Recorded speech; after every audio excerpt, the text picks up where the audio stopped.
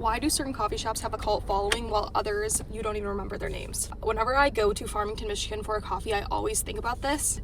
It's because there's like 5 to 7 coffee shops all within walking distance of each other, and I used to live in Farmington, so I would walk to all these coffee shops and try the different ones.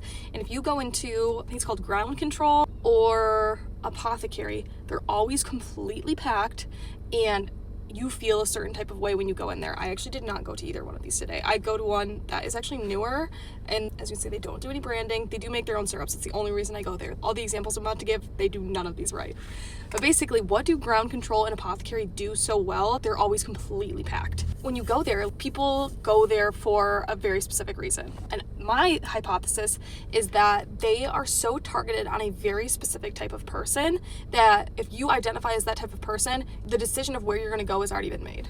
So for example, when you walk into the Apothecary one, I'll put a picture, but it's like this dark green, it's almost moody, and some people do have their computers out here and there, but it's really not. Like, everyone's out and talking, and they're very much like, I don't even know the right word for it, but they also have one size coffee, and it just has this feeling like when you walk into Starbucks, you know exactly what you're gonna get. When you walk into this place, you know exactly what you're gonna get.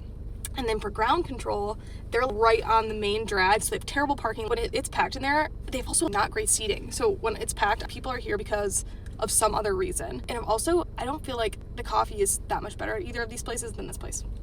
I digress. But when you walk into Ground Control, everyone is either, it gives startup vibes, or everyone's on their computer or in small groups talking, working on computers, and it has a really specific vibe too.